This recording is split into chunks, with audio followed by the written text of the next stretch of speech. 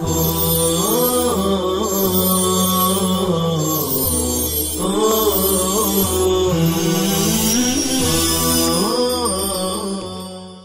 اللہ الرحمن الرحیم۔ مخارج الحروف، یہ باب ہے حروف کے مخارج کے بیان میں۔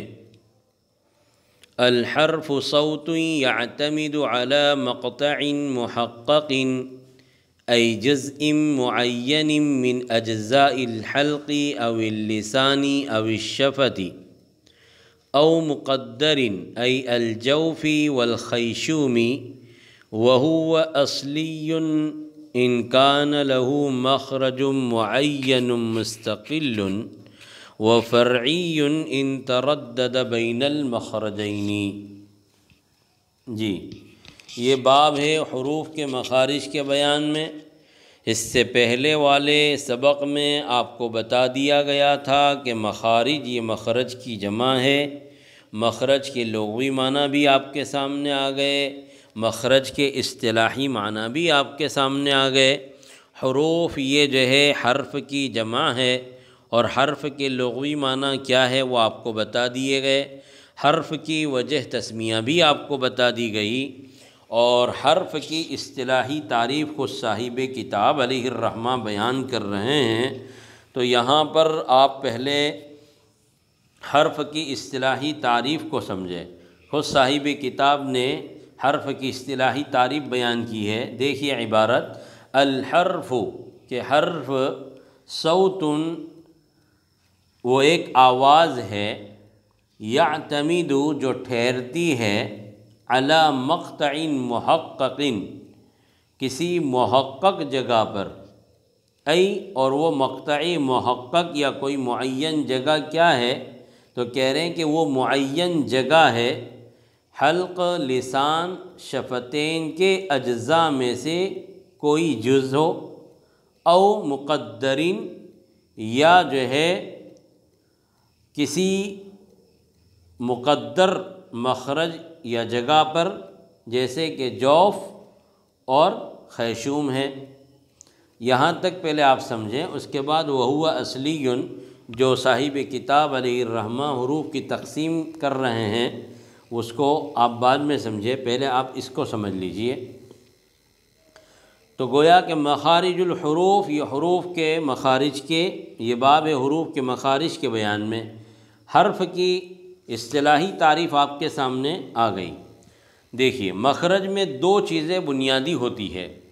پہلی چیز کیا ہوتی ہے؟ آواز، اور دوسری چیز کیا ہوتی ہے؟ اعتماد علی المقطع، اعتماد علی المقطع، یعنی اللہ تبارک و تعالی نے انسان کو وہ کمال اور صفت عطا کی ہے کہ وہ اپنے عقل کے ذریعے سے سانس اور آواز کا سہارا لے کر مستقل جو ہے آواز کو حرفوں کی شکلوں میں، اس کے بعد ان حروف سے مرتب کلمات اور اسی طریقے سے جملے اور آیات کو کیا کرتا ہے؟ پڑھتا ہے، جس سے دوسرے انسان اس کو سمجھتے ہیں، اس کا مفہوم سمجھتے ہیں، اور وہ اس طریقے سے اپنا کام چلاتے ہیں۔ تو سب سے بنیادی جو چیز ہے حروف کی وہ کیا ہے؟ سانس ہے۔ سانس، سانس نام ہے پھیپھڑوں سے جو انسان ہوا لیتا ہے، اسی لیے جو ہے لوگوں نے تعریف کی ہے سانس کی کہ الہواء الخارج من داخل الرئۃ متصاعدۃ الی الفم، کہ ہوا اور سانس وہ باہر نکلنے والی ہوا ہے پھیپھڑوں کے اندر سے، جو منہ کی طرف چڑھنے والی ہوتی ہے، جس سے انسان کیا کرتا ہے؟ سانس لیتا ہے۔ جیسے ہم بیٹھے ہیں اس طریقے سے ہم سانس لیتے ہیں پھیپھڑوں کے ذریعے سے۔ تو اب یہ سانس کیا کرتی ہے؟ انسان کے گلے میں قدرتی طور پر تار ہیں، یہ سانس کیا کرتی ہے؟ ان تاروں پر ضرب لگاتی ہے، جس کی وجہ سے جو ہے وہ آواز پیدا ہوتی ہے۔ اب یہ جو آواز پیدا ہوئی ہے، پھر انسان جو ہے اس کو جو حرف مقصود ہوتا ہے اس آواز کو اس جگہ پر جا کر لگا دیتا ہے۔ جیسے مثلاً کسی کو با بولنا ہے تو اس نے اولاً پہلے کیا نکالی؟ سانس۔ پھر اس سانس سے کیا ہوا کہ وہ سانس اوتار صوتیہ پر ٹکرائی، اس سے آواز بنی۔ اب یہ آواز کے ذریعے سے اس آواز کو باقی شکل میں بدلنا ہے، تو اس آواز کو وہ کہاں لے جائے گا؟ شفتین پر لے جائے گا، اور شفتین پر لے جا کر اس کو ختم کر دے گا، تو اس سے کیا وجود میں آ جائے گا؟ با وجود میں آ جائے گا۔ تو بنیادی جو چیزیں ہیں وہ دو چیزیں ہیں مخرج میں۔ پہلی چیز کیا ہے؟ آواز، اور دوسری چیز کیا ہے؟ اعتماد علی المقطع۔ اسی لیے آپ نے دیکھا ہے کہ انسان اور جانور میں یہی فرق ہوتا ہے کہ انسان بھی آواز نکالتا ہے، جانور بھی آواز نکالتا ہے، لیکن انسان اور جانور کی آواز میں کیا ہوتا ہے؟ فرق ہوتا ہے کہ انسان کو اللہ تبارک و تعالیٰ نے وہ خاص وصف اور کمال دیا ہے کہ انسان اپنی آواز کے ذریعے سے پھر جو ہے الگ الگ حروف کو کیا کر دیتا ہے؟ اپنی آواز کو الگ الگ حروف کی شکل میں جو ہے نکالتا ہے۔ با ادا کرنا ہے، جیم ادا کرنا ہے، دال ادا کرنا ہے، جبکہ یہ وصف جو ہے جانوروں میں نہیں ہے۔ جانور اور انسان آواز کی حد تک تو کیا ہے؟ یکساں ہیں۔ پھر آگے چل کر انسان اپنی عقل کے ذریعے سے اس آواز کو کیا کرتا ہے؟ اعتماد علی المقطع کرتا ہے، یعنی کسی معین جگہ پر جا کر جو ہے ٹھہرا دیتا ہے، جس کی وجہ سے وہ خاص حرف وجود میں آ جاتا ہے۔ جبکہ یہ صلاحیت اور یہ عقل جو ہے اللہ تبارک و تعالیٰ نے یہ کمال جانوروں کو نہیں دیا ہے۔ تو انسان اور جانور میں جو ما بہل امتیاز شے ہے وہ کیا ہے؟ اعتماد علی المقطع، یعنی اپنی آواز کو کسی معین جگہ پر لے جا کر رکھنا، جس سے کوئی خاص حرف وجود میں آتا ہے۔ جی، اسی طریقے سے ایک چیز ہوتی ہے صوت۔ صاحب کتاب نے حرف کی جو تعریف بیان کی اس میں کیا کہا کہ حرف وہ آواز ہے، صوت کا لفظ ہے۔ صوت ایک آواز ہے، اور صوت کسے کہتے ہیں؟ صوت لغوی معنی آواز کے ہیں، اور اصطلاح میں ہواء یتموج بتصادم الجسمین، کہ دو جسموں کے ٹکراؤ سے جو چیز وجود میں آتی ہے اس کا نام کیا ہے؟ آواز ہے۔ مثلاً ہم یہ دونوں ہاتھوں کو آپس میں جو ہے کیا کریں گے؟ ملائیں گے، قریب کریں گے، لیکن جب تک یہ دونوں ہاتھ آپس میں ٹکرائیں گے نہیں، وہاں تک آواز نہیں بنے گی۔ پتہ چلا کہ ان دونوں جز کا آپس میں تصادم ہوا، جس کی وجہ سے کیا ہے؟ ایک چیز وجود میں آئی ہے، اور اس کا نام کیا ہے؟ آواز ہے۔ جیسے آدمی تالی بجاتا ہے تو بولتے ہیں، مثل مشہور ہے کہ ایک ہاتھ سے تالی نہیں بجتی ہے۔ کیوں؟ اس لیے کہ یہ صرف ایک ہی جز ہے حرف کا، جبکہ مخرج کے کیا ہوتے ہیں؟ دو جز ہوتے ہیں۔ جیسے شفتین میں نیچے کا ہونٹ اوپر کے ہونٹ سے لگتا ہے، تاکہ مخرج میں زبان کی نوک ثنایا علیہ کی جڑ سے لگے گی، تو صرف زبان کی نوک سے کوئی حرف ادا نہیں ہوگا، بلکہ زبان کی نوک کو کہاں لگانا پڑے گا؟ ثنایا علیہ کی جڑ میں۔ تو ایسے ہی جو ہے ایک ہاتھ سے تالی نہیں بجتی، بلکہ دو ہاتھ سے تالی بجتی ہے۔ تو ایسے ہی ہم کیا کریں گے کہ دو ہاتھوں کو آپس میں زور سے جو ہے ٹکرائیں گے، تو جس کی وجہ سے کیا؟ آواز وجود میں آئے گی۔ تو اسی کا نام کیا ہے؟ آواز۔ ہواء یتموج بتصادم الجسمین، دو جسموں کے تصادم کی وجہ سے جو چیز پیدا ہوتی ہے اس کا نام کیا ہے؟ آواز ہے۔ اب آپ یہ دیکھیے کہ صاحب جواہر النقیہ نے بھی جو ہے یہ نئی تحقیق بیان کی ہے کہ اللہ تبارک و تعالیٰ نے قدرتی طور پر انسان کے گلے میں تار بنا دیے ہیں کہ جب وہ ہوا ان تاروں پر ٹکراتی ہے تو وہ جو ہے کیا کرتی ہے؟ آواز کی شکل اختیار کر لیتی ہے۔ اور شیخ خالد صاحب کا جو التجوید المصور ہے، ان کی جدید تحقیق بھی یہی ہے کہ انسان کے گلے میں قدرتی تار ہے، اور یہ ہوا جو ہے ان تاروں پر کیا کرتی ہے؟ ضرب لگاتی ہے، اور جو ہے یہ جب ہوا ان تاروں پر ضرب لگاتی ہے تو اس سے کیا بنتی ہے؟ آواز بنتی ہے۔ اسی کو کہتے ہیں الوترین الصوتیین، الوترین الصوتیین، یعنی وہ جو ہے دو تار کہ جس کے ذریعے سے کیا ہوتی ہے؟ آواز پیدا ہوتی ہے۔ تو گویا کہ صوت یا حرف ابتداءً کیا ہوتی ہے؟ نفس ہوتی ہے۔ کیا ہوتی ہے؟ سانس ہوتی ہے۔ پھر یہ سانس کیا ہوتی ہے؟ پھیپھڑوں سے نکل کر منہ کی طرف چڑھنے والی ہوتی ہے۔ پھر یہ جو ہے سانس ان اوتار صوتیہ پر جا کر جو ہے ٹکراتی ہے، اس پر ضرب لگاتی ہے، جس کی وجہ سے وہ کیا ہوتا ہے؟ آواز پیدا ہوتی ہے۔ اب یہ آواز کیا کرتی ہے؟ مخرج کے کسی معین جگہ پر جا کر کیا ہو جاتی ہے؟ رک جاتی ہے، جس کی وجہ سے یہ آواز کیا ہوتی ہے؟ اس خاص حرف کی شکل کو اختیار کر لیتی ہے۔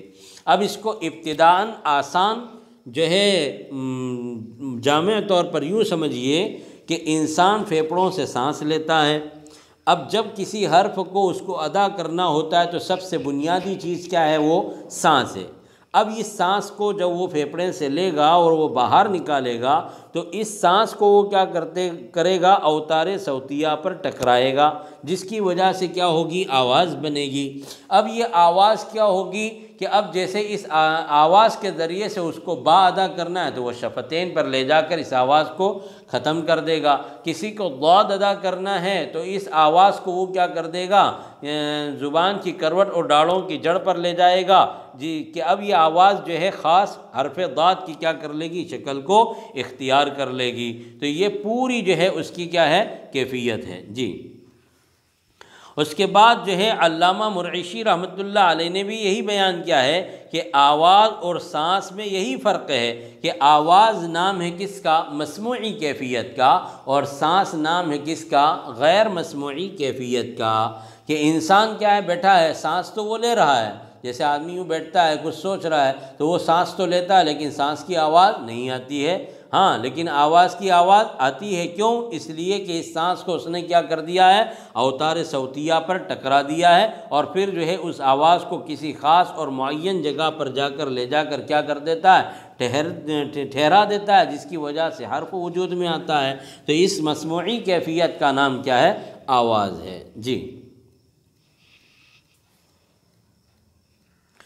اسی لیے کہتے ہیں کہ الحرف صوت یعتمد، ترجمہ دیکھیے کہ حرف وہ آواز ہے جو معین جگہ پر جا کر ٹھہرتی ہے، معین جگہ پر جا کر ٹھہرتی ہے۔ اسی لیے علماء نے لکھا ہے کہ مخرج معلوم کرنے کا طریقہ کیا ہے کہ جس حرف کا مخرج معلوم کرنا ہے اس کو ساکن کر دو، اور اس کے شروع میں، اور چونکہ حرف ساکن ہوتا ہے اور حرف جب ساکن ہوگا تو اس سے پہلے اس کا تلفظ کرنا ممکن نہیں، اس لیے کہ ساکن حرف کا تلفظ جو ہے ممکن نہیں ہے، تو اس کے تلفظ کے لیے شروع میں کیا لاتے ہیں؟ حمزہ وصلیہ لے آئیں گے۔ تو اسی لیے بعض علماء نے کہا کہ کسی بھی حرف کا مخرج معلوم کرنا ہے تو اس کا یہ طریقہ ہے کہ اس حرف کو ساکن کر دو، اور اس حرف کو ساکن کرنے کے بعد شروع میں حمزہ وصلیہ لے آؤ، اور جو ہے پھر اس حرف کو ادا کرو۔ جیسے مثلا جیم کا مخرج معلوم کرنا ہے تو جیم کو ساکن کر دیں گے، اس سے پہلے حمزہ وصلیہ متحرکہ لے آئیں گے اور بولیں گے اج۔ تو اب دیکھیں گے کہ جیم کی آواز کہاں پر جا کر رک رہی ہے، تو ہم نے غور کیا تو پتہ چلا کہ جیم کی آواز جو ہے زبان کے بیچ اور اس کے مقابل اوپر کے تالو پر جا کر رک جاتی ہے۔ تو یہی جو ہے زبان کا بیچ اور اس کے مقابل اوپر کا تالو جیم کے لیے کیا ہو گیا؟ مخرج ہو گیا۔ کیوں؟ اس لیے کہ اسی مخرج میں جا کر جو ہے باقی آواز کیا ہو جاتی ہے؟ رک جاتی ہے۔ تو اس لیے یہ مخرج معلوم کرنے کا طریقہ بتایا، اور یہ طریقہ اسی لیے بتایا ہے کہ اسی جگہ پر جا کر جو ہے اس حرف کی آواز کیا ہو جاتی ہے؟ رک جاتی ہے۔ اور حرف کو ساکن کرنے کا مسئلہ بھی یہی ہے کہ حرف کے ساکن کرتے وقت آواز کا ادراک کیا ہوتا ہے؟ زیادہ ہوتا ہے بنسبت کس کے؟ حرکت کے۔ جی جبکہ بعض لوگوں نے ایک دوسرا طریقہ مخرج معلوم کرنے کا اور بھی بتایا ہے کہ جس حرف کا مخرج معلوم کرنا ہے اس کو کیا کر دو، متحرک کر دو، اور اس کے آخر میں جو ہے کوئی حرف ساکن لے آؤ، تو جس جگہ سے آواز شروع ہو رہی ہے گویا کہ وہی جو ہے اس حرف کا مخرج ہے۔ جیسے جنگ کہ جیم کا مخرج زبان کا بیچ، اس کے مقابل اوپر کا تالو، لیکن اس سے بھی بہتر طریقہ کون سا ہے کہ جس حرف کا مخرج معلوم کرنا ہے اس کو ساکن کر دو، اس لیے کہ حرف کے ساکن ہونے کی حالت میں اس کی آواز کا ادراک اور احساس زیادہ ہوتا ہے بنسبت حرکت کے۔ تو وہ جگہ جہاں آواز ٹھہرتی ہے اس کو مقطع کہتے ہیں۔ کیا کہتے ہیں؟ مقطع، کہ جہاں آواز کے رکنے کا اور ختم ہونے کی جگہ ہے اس کو کیا بولیں گے؟ مقطع۔ اور یہ مقطع کتنی قسم کا ہوتا ہے؟ 2 قسم کا ہوتا ہے، ایک ہوتا ہے مقطع محقق اور ایک ہوتا ہے مقطع مقدر۔ مقطع محقق کس کو کہیں گے؟ کہ حرف کی آواز کے اعتماد کے لیے کوئی جگہ معین ہو تو اس کو کیا کہیں گے؟ محقق۔ اور وہ مخرج محقق کیا کیا ہے؟ حلق، لسان اور شفتین۔ حلق، لسان، شفتین کے اجزاء میں سے کوئی معین جز، اس لیے کہ حلق ایک جو ہے وسیع جگہ ہے، اس میں الگ الگ مخارج ہے، یعنی حلق میں اقصائے حلق ہے، اسی طریقے سے وسط حلق ہے، اسی طریقے سے ادنائے حلق ہے، اسی طریقے سے جو ہے حلق کے بعد کیا کہا کہ لسان ہے۔ اب لسان کے ایک مستقل جگہ ہے، اب اس لسان میں 10 مخارج ہیں جن سے 18 حروف ادا ہوتے ہیں۔ اسی طریقے سے شفتین ایک مستقل جو ہے کیا ہے مقام ہے، اس جگہ پر جا کر جو ہے کیا ہے اس سے 4 حروف وجود میں آتے ہیں۔ تو معین اجزاء میں سے کوئی معین جز، یعنی حلق، لسان، شفتین کے اجزاء میں سے کوئی معین جز، تو اس کو کیا بولیں گے؟ محقق۔ تو مقطع کی گویا کہ 2 قسمیں ہیں، محقق اور مقدر۔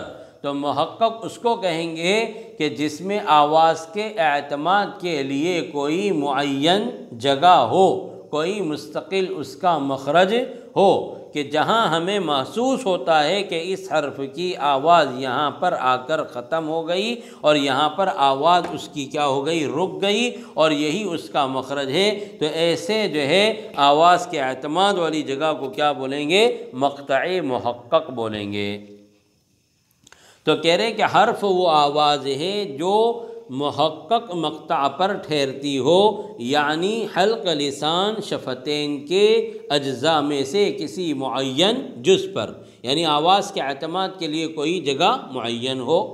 اس کے بعد کہہ رہے ہیں دوسری قسم او مقدر، یعنی یا تو حروف کی آواز کسی مخرج مقدر پر کیا ہو جائے؟ ختم ہو جائے، اور وہ مخرج مقدر کیا ہے؟ ای الجوفی والخیشومی، کہ وہ جوف اور خیشوم ہے، یعنی آواز کے اعتماد کے لیے کوئی مستقل جو ہے معین جگہ نہ ہو تو اس کو کیا بولیں گے؟ مقدر بولیں گے۔ اور ایسے کتنی جگہ ہیں؟ 2 مخرج ہیں، ایک کیا ہے؟ جوف، اور دوسرا کیا ہے؟ خیشوم ہے۔ جوف کیا؟ یعنی جوف کس کا مخرج ہے؟ حروف مدہ کا، الف مدہ، واو مدہ اور یا مدہ کا ہے۔ اور آپ کو معلوم ہے کہ حروف مدہ جو ہے یہ کیا ہے؟ مستقل کسی جگہ پر جا کر رکتے نہیں ہیں، بلکہ ان حروف کی آواز جو ہے کیا ہو جاتی ہے؟ ہوا میں ختم ہو جاتی ہے۔ اسی کو جو ہے علامہ جزری رحمۃ اللہ علیہ نے کیا فرمایا کہ للجوف الف فالجوف حروف مد للہوائی تنتہی، کیا فرمایا؟ حروف مد للہوائی تنتہی، کہ حروف مدہ ہے کہ جو ہوا پر جا کر کیا ہو جاتے ہیں؟ ختم ہو جاتے ہیں۔ یعنی حروف مدہ کی آواز کسی معین جگہ پر جا کر رکتی نہیں ہے، بلکہ اس کی آواز ہوا میں ختم ہو جاتی ہے۔ کیوں؟ اس لیے کہ یہ جوف سے ادا ہوتا ہے، اور جوف کیا ہے؟ مخرج مقدر ہے۔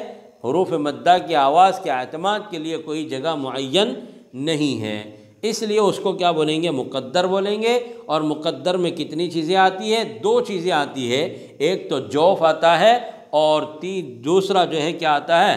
خیشوم آتا ہے۔ جی، تو اب یہاں پر یہ سمجھیے کہ مخرج مقطع کی دو قسمیں ہیں، مقدر اور محقق، مقدر اور محقق۔ تو مقدر میں دو چیزیں ہیں، جوف اور خیشوم، اور محقق میں تین چیزیں ہیں، یعنی کون؟ حلق، لسان اور شفتین۔ پتہ چلا کہ حروف کے اصل مخارج یہی ہے، یعنی حلق، لسان، شفتین، جوف اور خیشوم۔ اس میں بھی جو ہے تین اصل الاصول کی حیثیت رکھتے ہیں، یعنی حلق، لسان اور شفتین، اور باقی جو ہے دوسرے کیا ہیں؟ ضمنی ہیں، یعنی جوف اور خیشوم۔ جی آگے صاحب کتاب علیہ الرحمہ فرما رہے وَهُوَ أَصْلِيٌّ إِن كَانَ لَهُ مَخْرَجٌ مُعَيَّنٌ مُسْتَقِلٌ وَفَرْعِيٌّ إِن تَرَدَّدَ بَيْنَ الْمَخْرَجَيْنِ۔ یہاں سے صاحب کتاب علیہ الرحمہ حرف کی قسمیں بیان کر رہے ہیں کہ حرف کی دو قسمیں ہیں، حرف کی دو قسمیں ہیں، ایک کیا؟ اصلی، اور ایک کیا ہوتا ہے؟ فرعی ہوتا ہے۔ جی تو پہلے ترجمہ دیکھیں کہ اور وہ یعنی حرف کی ایک قسم اصلی ہے جبکہ اس کے لیے کوئی معین مخرج معین ہو، مستقل ہو، اور ایک حرف کیا ہے؟ فرعی ہے جبکہ وہ دو مخرجوں کے درمیان میں کیا ہو؟ متردد ہو۔ تو یہاں پر ایک جگہ یہاں پر یہ سمجھے کہ ہمارے طلباء کو غلط فہمی ہوتی ہے کہ مخرج غیر معین و غیر محقق یعنی مخرج مقدر سے ادا ہونے والے حروف کو فرعی کہہ دیتے ہیں، جو غلطی ہے، کیونکہ حروف مدہ کا مخرج اگرچہ غیر معین ہے مگر مستقل ہے۔ مخرج مقدر سے ادا ہونے والے حروف فرعیہ ہیں اور مخرج محققہ سے ادا ہونے والے حروف اصلیہ ہے۔ اس عبارت کا یہ مطلب نہیں اور یہ حقیقت بھی نہیں ہے۔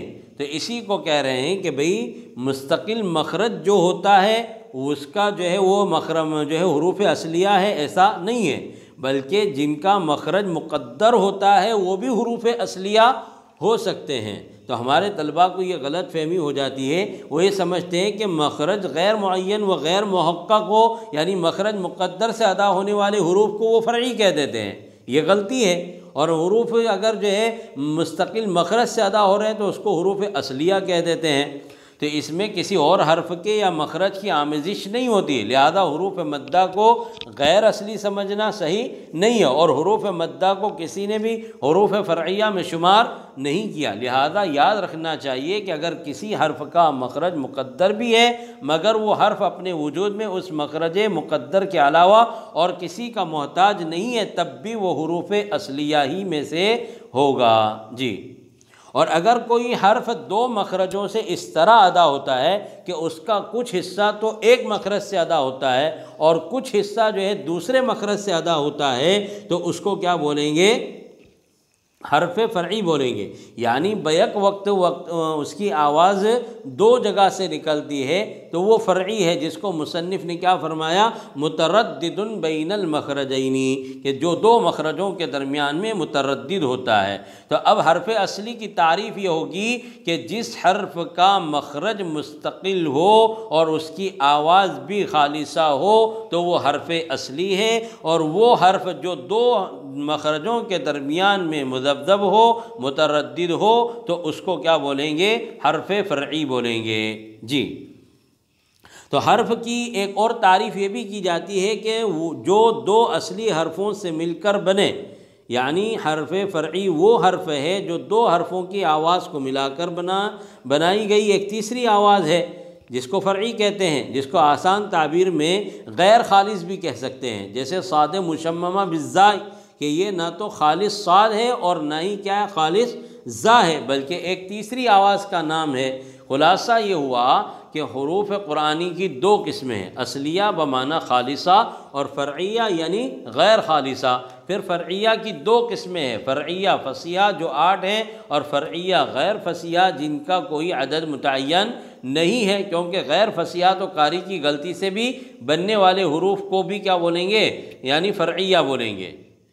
جی تو اصلی اور فرعی، تو جس کا مستقل مخرج ہو، مستقل آواز ہو، اس کو کیا بولیں گے؟ اصلی۔ اور جس کی مستقل آواز نہیں ہو بلکہ کچھ آواز ایک الگ مخرج سے ادا ہوتی ہے اور کچھ آواز اس کی جو ہے دوسرے مخرج سے ادا ہوتی ہے، تو ایسا حرف کیا کہلاتا ہے؟ فرعی کہلاتا ہے۔ فالاصولیۃ 29 حرفاً سے اگلا سبق ہمارا انشاءاللہ آئندہ شروع ہوگا۔ آج کا ہمارا یہ 15واں سبق جو ہے یہیں پر ختم ہوتا ہے۔ اگلا سبق انشاءاللہ آئندہ شروع ہوگا۔ السلام علیکم ورحمۃ اللہ وبرکاتہ۔